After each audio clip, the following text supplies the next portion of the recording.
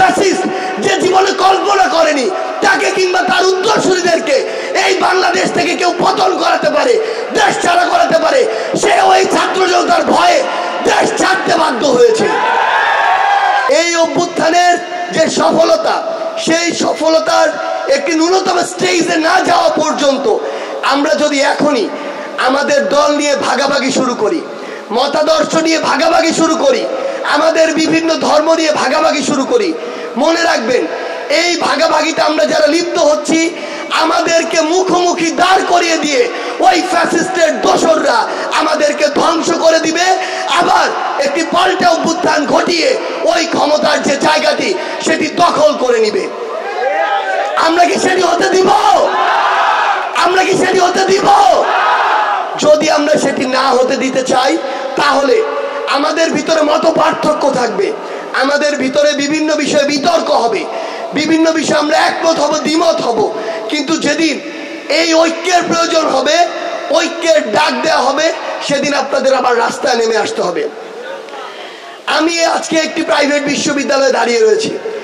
আমি স্পষ্ট করে বলতে চাই এবং আমরা সব সময় এটি বলে এসেছি, যেদিন আমরা আমাদেরকে বাধ্য করে ওই সরকারি বিশ্ববিদ্যালয়গুলো থেকে হল ছাড়া করা হলো, বিশ্ববিদ্যালয় ছাড়া করা হলো, আমাদের ভাই বোনেরা যখন মাথা নিচু করে ওই প্রশাসনের দ্বারা বাধ্য হয়ে ক্যাম্পাস ছেড়ে চলে যাচ্ছিল, আমাদের মধ্যে এই চিন্তার উদয় হয়েছিল যে আমাদেরকে এই যে আন্দোলন, এত কষ্টের যে আন্দোলন, আমরা কি ওই ছাত্রলীগ যুবলীগের সন্ত্রাসীদের দ্বারা ক্যাম্পাসে বাইর খেয়ে এই ক্যাম্পাস থেকে বিতাড়িত হওয়ার মাধ্যমে আমাদের আন্দোলন শেষ হয়ে যাবে কিনা।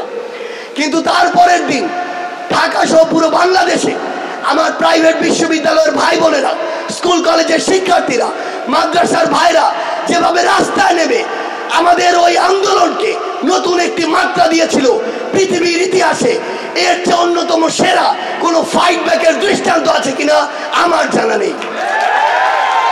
সেই জায়গা থেকে প্রত্যেকটি সময় এক একবার এক একটি গ্রুপ, যেভাবে আমরা দেখতে পাই ওই 3 তারিখে, 4 তারিখে, 5 তারিখে, তখন পুরো বাংলাদেশের ছাত্র জনতা, পুরো বাংলাদেশের প্রত্যেকটি পেশার মানুষ যেভাবে রাস্তায় নেমে এসেছিল, আমার রিক্সা চালক ভাইয়েরা, আমার ওই শ্রমিক ভাইয়েরা, গার্মেন্টস কর্মীরা, কিংবা যারা ওই দোকানে কাজ করে, কিংবা ওই ছোট্ট বাচ্চারা যারা দেখতে আসলো, অংশগ্রহণকারী হিসেবে রাস্তায় নেমেছে, ওই যে বুলেট, সেই বুলেট তাদের বুক বিদ্ধ করেছে। আমরা দেখেছি আমার কিভাবে 6 বছরের একজন ভাই শহীদ হয়েছে।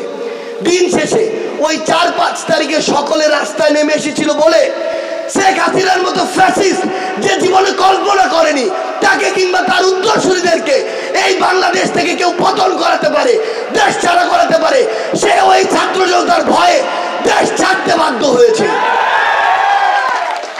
আমরা এই বাংলাদেশ থেকে আমাদের পার্শ্ববর্তী দেশ ভারতকে একটি ছাত্র জনতার পক্ষ থেকে মেসেজ দিতে চাই।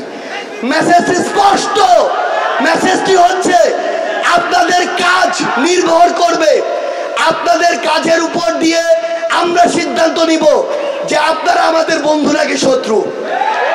যেই ছাত্র জনতার অভ্যুত্থানের মধ্য দিয়ে ফ্যাসিস্ট হাসিনা এই বাংলাদেশ থেকে পালিয়ে গিয়ে ভারতে আশ্রয় নিয়েছে, আপনারা যদি তাকে আশ্রয় দেন তাহলে আপনার এই কাজ প্রমাণ করবে আপনি বাংলাদেশের ছাত্র জনতার পক্ষে নাকি বিপক্ষে। আমরা আপনাদেরকে স্পষ্ট করে বলি, আপনাদের এই কাজের মাধ্যমে আপনারা প্রমাণ করুন বাংলাদেশের সাথে আপনাদের ভবিষ্যৎ পররাষ্ট্রনীতি কি হবে।